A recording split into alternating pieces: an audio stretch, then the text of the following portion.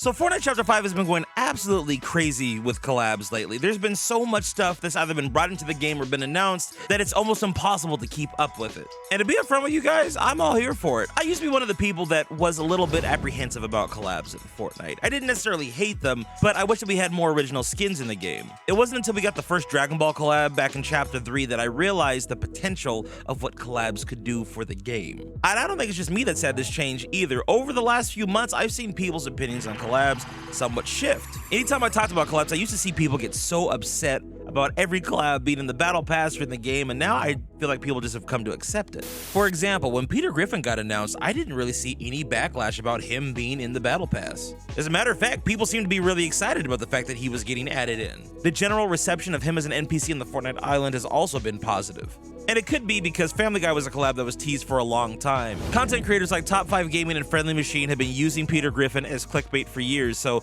now that Peter Griffin's finally in the game, that promise has somewhat been fulfilled, or that expectation.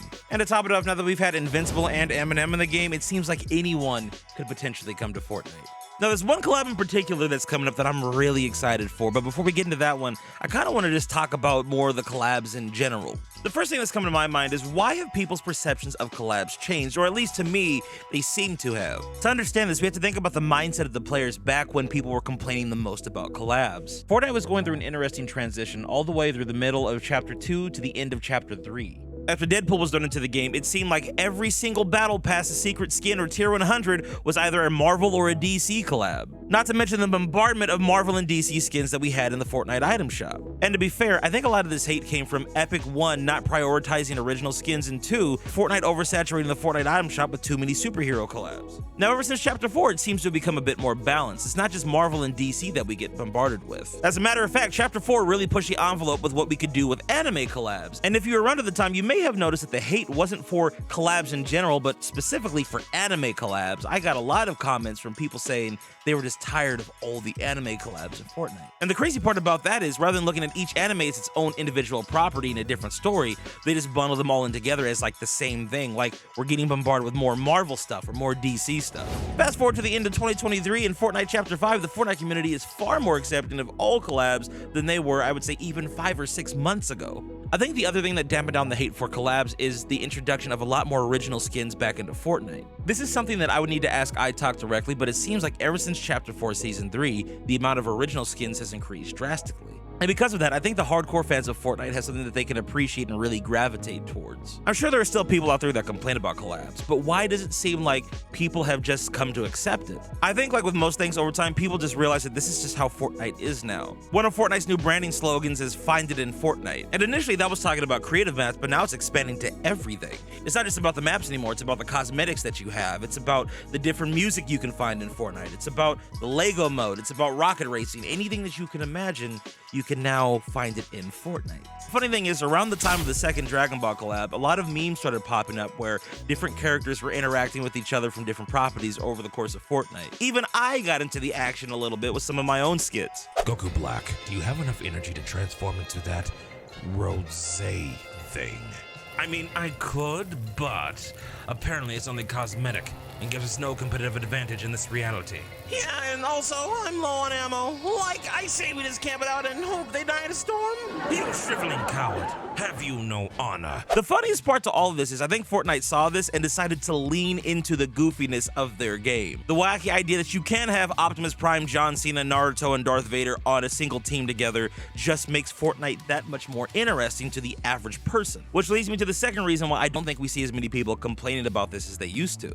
I think Fortnite's audience has expanded past the hardcore Fortnite player. What do I mean by that? There are a lot of people that have heard of Fortnite that never wanted to pick up the game until their favorite character appeared. How many Star Wars fans never picked up Fortnite until Luke Skywalker came into the game? How many Transformers fans decided to check out Fortnite just because Optimus Prime was in the Battle Pass? I know for a fact that there are Dragon Ball YouTubers that were freaking out when they heard that Goku and Vegeta were gonna be in Fortnite. And keep in mind, these are Dragon Ball YouTubers that I've been watching for years that I had never seen play Fortnite, which doesn't mean that they hadn't. It just means that now there is a greater attention on Fortnite because they put Dragon Ball in the game. And that, quite frankly, is the genius and the beauty of collabs, because over time, Epic is growing this larger fan base that enjoys all these different properties that are in the game now. And here's the other thing you gotta consider too. If you're a fan of Dragon Ball, there's a good chance that you might be a fan of Invincible or Teenage Mutant Ninja Turtles that's coming to the game pretty soon.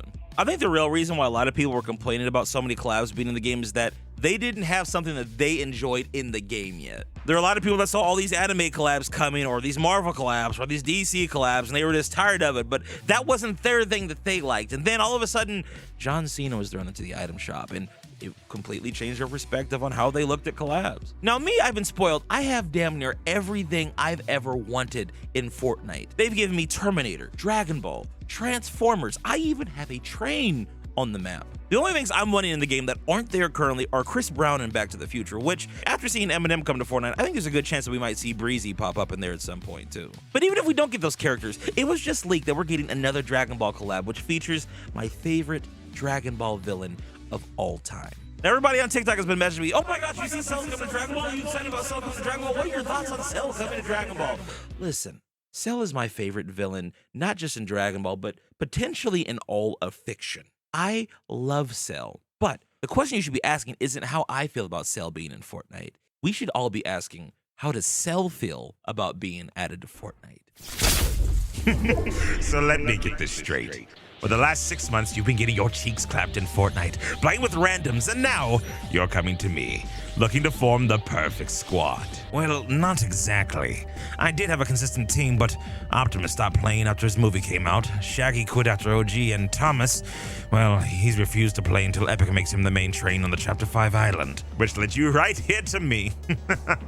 Oh, how the gods have fallen. Listen here, Bugman. The only reason I came to you is because you're desperate. And your zero tryhards plan failed miserably. I get it. But listen, if we're going to squad up, we're going to do this my way. Oh, really, Insect? And what if I don't like your way? Well, doing it the way of the gods clearly hasn't worked out too well for you, otherwise you wouldn't be here. Heresy! I clapped many tryhards in pubs, and it was the most glorious crusade, but I would be lying if I said there weren't some hiccups along the way. Yes, and the gods don't lie, do they, Blackrot? You know what your biggest problem always was? You never knew the true way to beat the tryhards. What do you mean? To beat the tryhards, you must become a tryhard. Otherwise, you'll be running around with a squad of losers, dressed up like bananas, griefing people's games, and ultimately sulking in the lobby mad because everyone else is better than you. But wait, what you're saying is true. Then the Zero Tryhards plan must end to become complete. Not end, but evolve into something perfect. And how do you suppose we go about doing that, mortal? By assembling the greatest team in Battle Royale history, starting with an old friend of mine. Hello, Frieza.